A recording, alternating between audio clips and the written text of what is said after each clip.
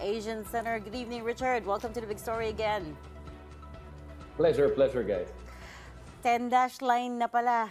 So now there are 10 dashes, literally. Talk us through the implications of this new map.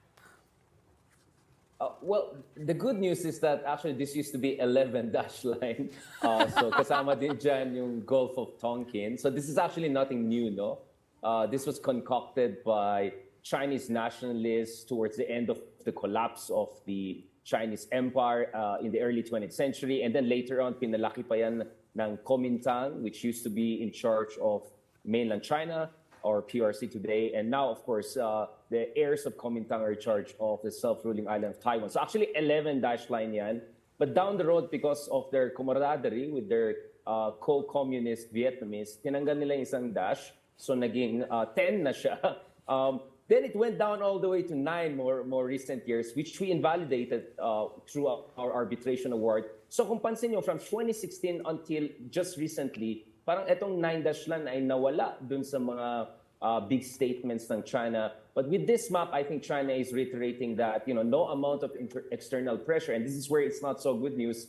Parang sinasabi ng China is no amount of external pressure, no amount of international arbitration, no amount of defiance is going to stop them from coming up with these maps. Although, I found the statement of the Chinese foreign ministry quite interesting kasi sabi niya, don't overread into it. Parang kumbaga sinabi niya, we're just doing this for our own internal propaganda probably. Huwag niyo na palakihan yan. But of course, it cannot be that way. So India was, I think, the first country that very vehemently responded. So much for solidarity in the BRICS. No? Kung alam niyo yung BRICS, ito yung Brazil, Russia, India, China. At dito nakikita natin itong BRICS na to, ang laking problema nila pagdating sa India-China relations. And Malaysia, a country that everyone underestimated and keeps on saying, Malaysia masyadong China-dependent yan. Well, they were the first actually in ASEAN to make a statement. And gladly, the Philippines is also second. So it looks like the Chinese are digging it in terms of propaganda. But what really matters is our willingness and capability to resist China's ability to implement, actualize itong map na yan. Because otherwise, that map is just a cartoon, right? It's just a delusional cartoon. But if China actualizes it with military force, then ibang usapan na yan. Okay, sabi nga ni Mig Zubiri, no? Misery loves company. So I take it to mean na he means dadami yung kakampi natin with the addition of India. Do you agree that this is actually advantageous for us given na mas maraming countries ang nasasakop nitong so-called new map or itong 10-dash line map? And also, of course, katabing-katabi nung Taiwan, no? Yung 10th dash. Yeah. Well, again, as I said, this is nothing new at matagal na marami naiinis sa ginagawa ng PRC when it comes to excessive claims nila.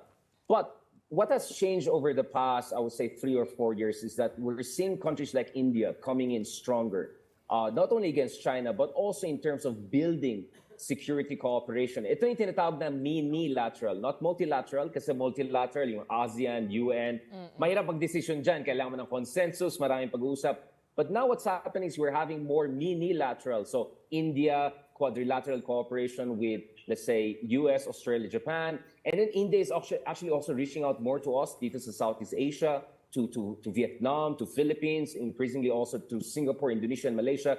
So I won't say it's really a company of miserables. I think it's a company of increasingly assertive rising powers of Asia. Vietnam, India hindi sila basta-bastang mga bansa. And Malaysia, of course, is also a country with its own capabilities.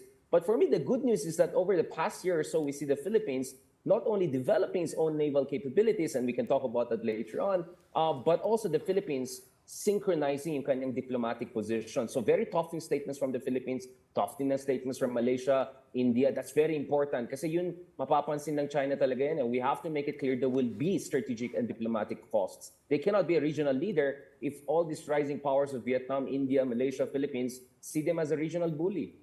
How do you see this progressing, the bilateral relations with India, with Malaysia, those security cooperation agreements?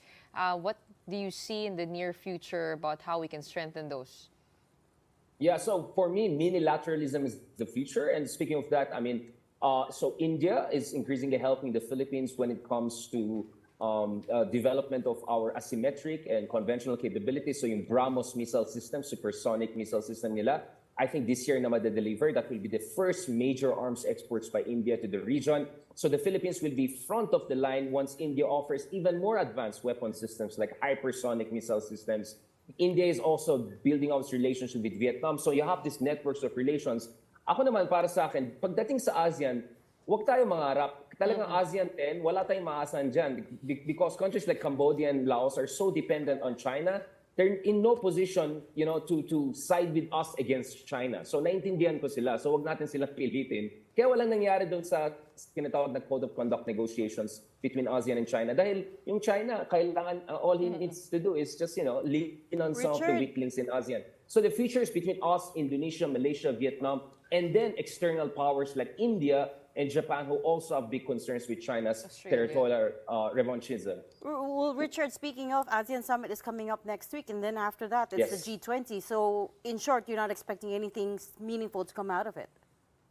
I'm quite optimistic about the G21 because nalaman lang natin Xi Jinping is not going to G20. As you know, G20 is going to be in India, I think in New Delhi, if I'm not mistaken. So may konting diplomatic snub na from China.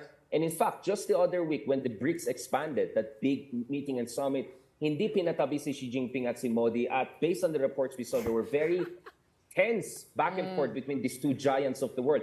Remember, India now is technically the biggest country on earth in terms of population. So hindi sila magpapabuli lang and expect India to push for some stronger statements dito sa ginagawa ng China. So much for BRICS solidarity. Pagdating naman sa ASEAN, I will be actually in Indonesia also for ASEAN meetings in the coming days or so. And pasasalam ko, the Indonesians really want to get something done. Ang problema is may mga pasaway doon. I think I mentioned already which country this is. But in fairness to Indonesia, they're pushing for the first ever all-ASEAN naval drills. The first plan was actually to have it in North Natuna Sea, which is malapit sa South China Sea, West Philippine Sea. Pero Cambodia umangal, so nilipat nila ng konti sa South Natuna Sea. But for me, it gets the ball rolling. It's better than nothing, but what for me is really the future is Philippines, Indonesia, Malaysia, all of us working together. In fact, recently I was just visiting some of our flagship vessels at isa dyan, yung BRP Tarlac, ay actually galing sa Indonesia. So Indonesia, and yung ibang flagship natin, BRP Jose Rizal na binisita natin recently, that's also made by South Korea. So hindi lang tayo maasa sa US or yung mga Western countries, yung mga katabi rin natin na nabubuli, yung mga alam nila yung dinadaanan natin, tinutulungan din tayo. Actually, I was just about to ask you that, Richard, because I know you visited the Philippine Navy recently. What's morale like? In the context of, in the last several months, in the last year, there's been so many incidents with China. So how are they feeling at the moment? Well, to be honest, I've been dealing with the AFP folks for quite some time in different capacity, also sometimes, guest lecturer, and so on and so forth. But I think, iba, parang mas gilas pa eh. Imagine a gilas na that 2 wins. Parang ganun yung feeling mo, di ba? Parang natalo natin ng Angola and Italy. It would have been like that. Parang the morale is very high. And what I like is that there was high morale and at the same time, there was also sobriety. Yung idea na, let's not get overexcited.